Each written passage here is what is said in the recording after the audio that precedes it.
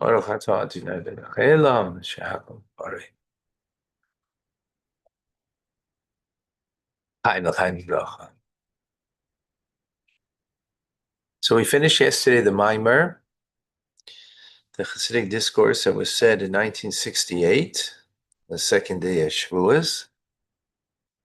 I want to give over the entire Maimer if I can. After learning it, we have a lot of pieces. How do we bring all the pieces together? So let's do that. So the Maimer, the discourse, is based on the verse of the Ten Commandments, actually the verse that is right before the Ten Commandments. The commandments begins, Hanei Hashem Elokecha, I'm the Lord your God. And this verse is, V'yidaber Elokim es kol hadvarim eile lemor, and Hashem spoke all of these things, saying, so this is the question, right? That God spoke all of these things, saying, what are all of these things? So that God spoke, meaning that he spoke them at Sinai, or that they were given at Sinai. So the Alter says all of these things refers to any teachings that would be in the future that a seasoned student of the Torah will innovate in the teachings from the Torah. Innovate meaning just like Tanya is a teachings that prior to it wasn't there, those teachings, or even this Hasidic discourse, or let's say the Gemara, for example, Hillel and Shammai, an argument between them. So some of it is based on a verse in the Torah, for example, so it's not innovative. And even then, the debate and the arguments and so on is, all of that was given at Sinai. That's what it means. All of it's given at Sinai. And then it goes and continues, I'm the Lord your God, right?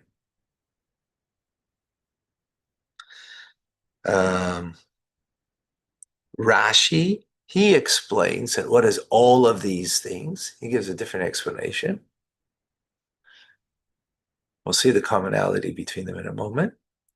And he explains that all of these things is the general principles. And then comes all the details. I'm the Lord your God, the Ten Commandments, right? In other words, the Ten Commandments were said, b'dibur echad, in one word, as a general principle or general idea. And then it was expressed in its detailed form of the 10. So both ideas are what we call klal uprat, a general principle, and then the details. Just the question is, what's the general principle? What's the details? Right? According to Rashi, the general principle is that of the Ten Commandments.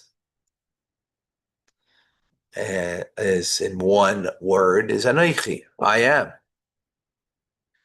And then all the details is, I'm the Lord your God, there's no other gods, God's name in vain, keep the Sabbath, honor your parents, don't murder, don't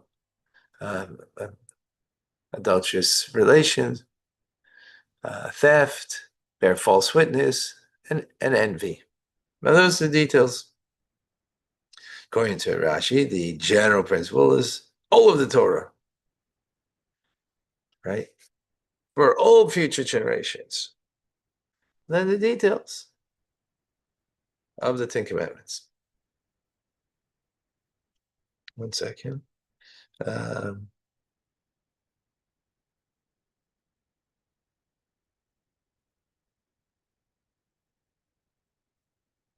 I'm sorry, the opposite way. The general principle is the Ten Commandments.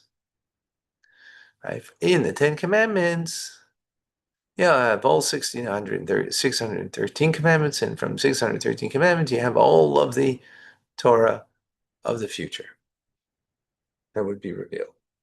Right? So both have got the idea of klal prat.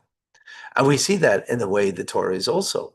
There's a written law and a oral law. The written law is the general principle. The oral law is the details. And we see that even in the oral Torah.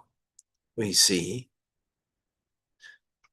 the Mishnah, the general principle, and then the details in the Gemara, right? Furthermore, sorry. So asks the Rebbe asks, why is it necessary to have the general principle when in the end, you need the details? What's the need for that? So we can understand this by what we find in creation. With creation, we find a similar idea. That God could have created the world with one statement, Bereshis, but he, in the end, creates it with 10. The one is a mimer klali, is a general statement. It's a general statement, Bereshis. The other 9 are details.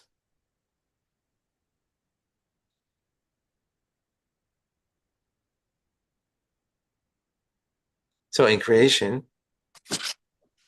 that means that everything was created in the general word of Bereshis, and then the details came, everything was put in its place. And we see that also the way it's translated in the Targum, the Jerusalem translation into Aramaic translated as wisdom. And wisdom is the first of the 10 divine attributes. And the other 9 emerge from Chachma, from divine wisdom, or the way it's translated in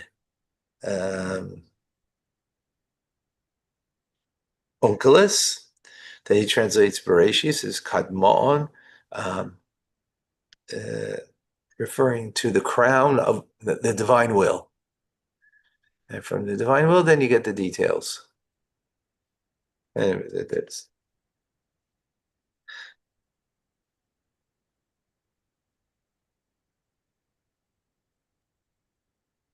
so. I still ask the Rebbe about creation, the same question. Since in the end, creation is about the detail of everything in creation, right? A cup is a cup. A pen is a pen. I'm me, right? So in the end, it's the detail of creation that's necessary. So the detail of creation, why doesn't God just begin with the details of creation?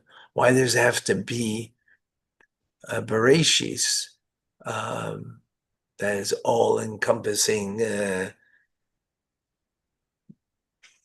act of creation, when from there, you need the finer details of creation.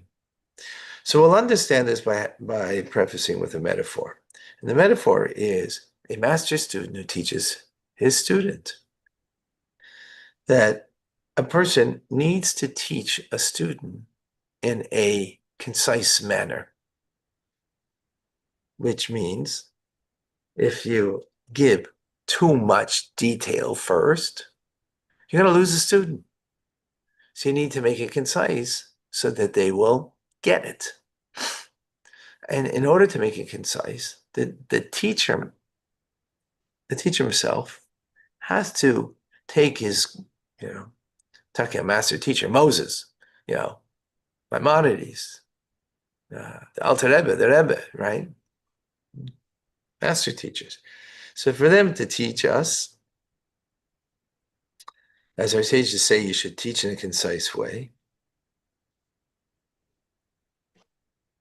right? Not to overwhelm with the teachings. And teach them in a way that they can tease out the finer details, right? Which is again the way the Torah is. The Mishnah teaches more general teachings, and the Gemara teases out and goes into greater depth. So in every teachings of the oral tradition, when we start the Talmud, you start with the Mishnah. Right? From the Mishnah,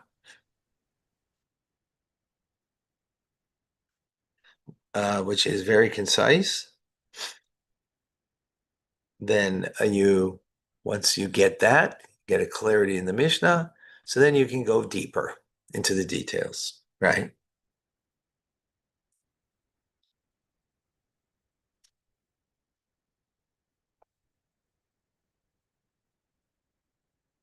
Now, in order for the teacher to do that, the teacher himself, this master teacher, has to take all of the light of the shining bright light of wisdom in his mind, tract upon it, condense upon it, in order to bring it out to this general principle, to be able to teach that, so that would be understood, which then would allow for the finer details to emerge from there. But it has to be done even in the teacher himself, right? He has to conceal a part of that of the teachings of the wisdom in order to reduce it, to bring it into something that would be edible, size for the student.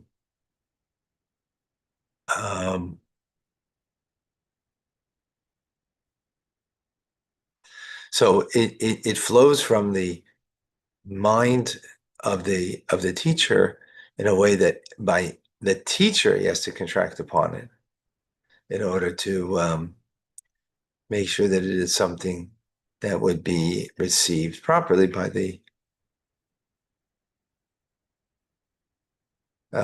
student. So what does this mean that's the metaphor. What is the analog?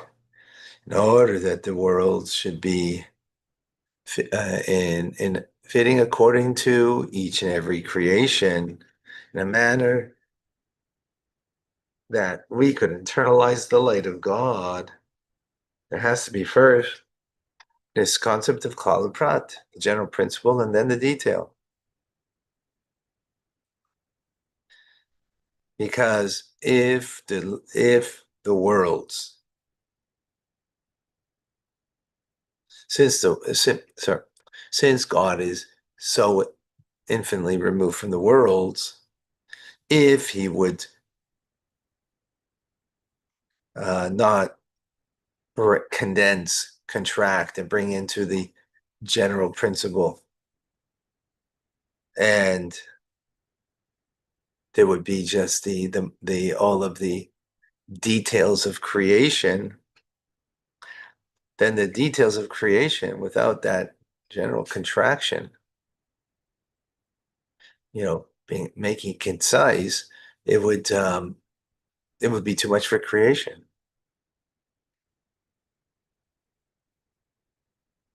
And then we would not be in other words, if it was coming directly just from the detail from God himself, so then that detail of creation would be like himself, infinite, right? So there wouldn't be distinction between things. There wouldn't be uniqueness in creation. There'd be a detail, but all of it would be like an infinite detail of God himself. Right? But but the Rebbe takes issue with this metaphor. And he says, wait, still have my spring allergies.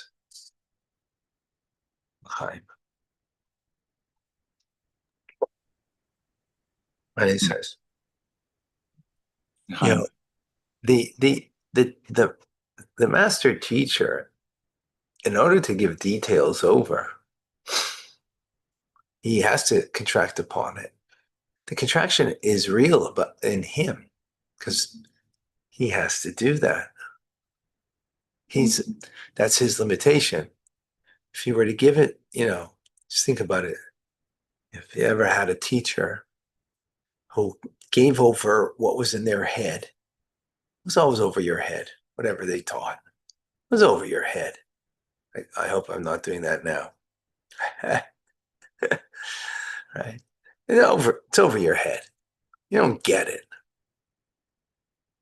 Because the teacher was just flowing from where they're at. Right? We've all had such teachers. They're just in a different world and they were teaching from there. They didn't condense upon it in themselves. They had to condense it upon them themselves in order that they could bring it in a way that you could get it, right? So teacher has to have that inside of them in order that they could give that to you in a condensed, in a palatable way. But you can't say that about God. God can give it over in a palatable way, right? He's not limited like the master teacher is, right? You're not limited that, oh, he can't give over the detail to us in a manner that it will be, shall we say, palatable, that we would be able to be created as unique individual things in creation. Excuse me.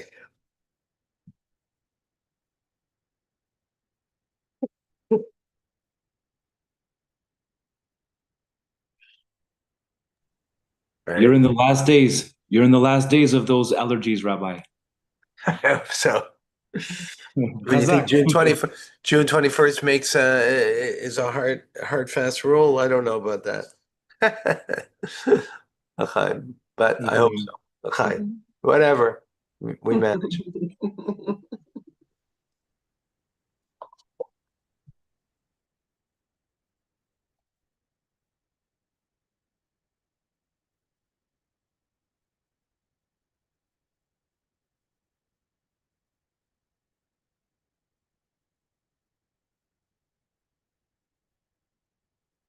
In other words, God could have created the world not with one statement first, which is a general statement, and then the 10, right? Let there be light. Let the earth bring forth vegetation. Grow things. Those are the details, right? He could have gone straight to that without the general principle, and that it would be individual and unique creation that would not be overwhelmed by God's infinite light. The teacher, if he gave it the way he is going to be too much, over the head, right? He has to but God isn't limited in that. If he wills that this is what the details of creation should be, right? That the detail of everything in creation should be in the finite manner that it is, in the finite manner that it is as we perceive it now. That could have been his will to begin with. His will is that A cup should be uniquely and discreetly a cup. Pen is a pen, me is me. Well, that's what his will is to begin with. Why does it have to be in a general principle? And then from there, contract upon it. No, this is what he wants. Teacher is limited to that, right?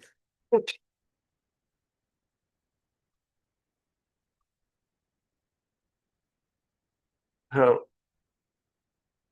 that's the question. So, in other words, why do we have to have the general principle of creation? And from there emerges the details of creation. God could have just desired the details of creation, that they should be discreetly everything and uniquely everything as he desires it to be. So we're going to stop here, and tomorrow we'll continue to give the answer. Stay tuned for more. We'll see you soon by Chumash Rashi. Thank you for all those that have participated in the Chabad Lifeline campaign. We appreciate immensely. And